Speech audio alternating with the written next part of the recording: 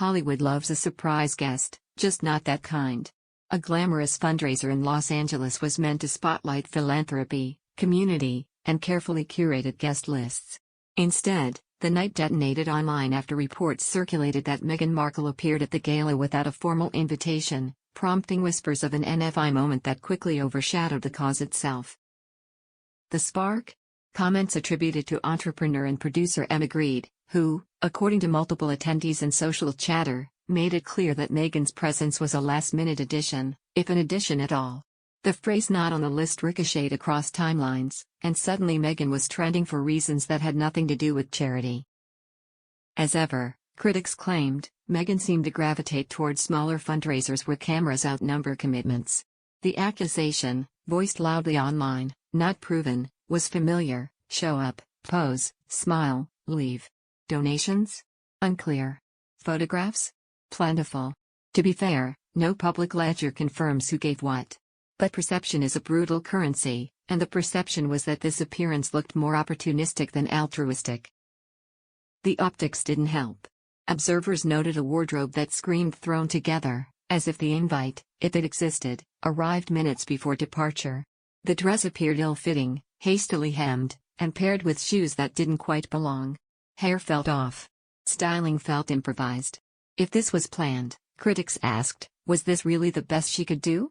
And if it wasn't planned, the seams, literal and figurative, were showing.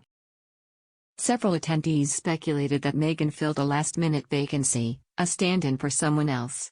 That theory gained traction when fans noticed she skipped the earlier marketplace portion of the event, where invited guests sold and showcased products.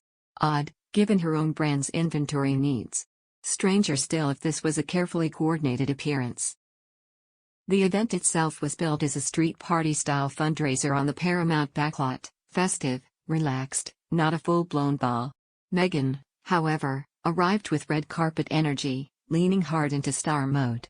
Critics compared it to Fake It Till You Make It theater, ambitious, but increasingly transparent. Then came the social chess. Meghan's proximity to Tina was called a stretch, with online commentators recalling that while Tina once appeared on Meghan's podcast, that doesn't translate into inner-circle access. Beyoncé, notably absent from any shared photo, offered no backstage snaps, no friendly crossover, fuel for those who argue Meghan's Hollywood clout is thinner than advertised. More pointedly, skeptics suggested the appearance had less to do with the cause and more to do with networking for a struggling business. Again, no proof, just a chorus of raised eyebrows asking why the night felt personal when the mission was communal. If the goal was philanthropy, why center the outfit? If the relationships were real, why no evidence? Even designers weighed in, carefully.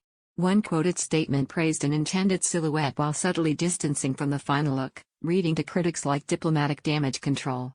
Translation: they joked, "This isn't how we styled it, and the proportions weren't our call." The implication stung. When designers start clarifying, something went wrong. The public reaction was swift and unsparing. Surprise didn't cover it. Many described the moment as unintentionally comedic, a masterclass in grandeur without grounding. Others pointed out the irony: a wedding dress planned for months that missed the mark, followed by a gala look that seemed rushed. Different timelines, same outcome. And then there was the list. Not featured on the invite. Not highlighted in the program. Not headlining anything, except, perhaps, the unofficial NFI roll call.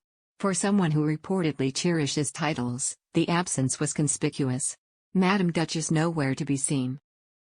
In Hollywood, access is everything, and perception is lethal. Whether Meghan crashed the gala or merely appeared awkwardly is almost beside the point. The narrative took hold, and once it does, it rarely lets go. For a night meant to celebrate giving, the takeaway became something else entirely. When you arrive without clarity, the room decides the story for you.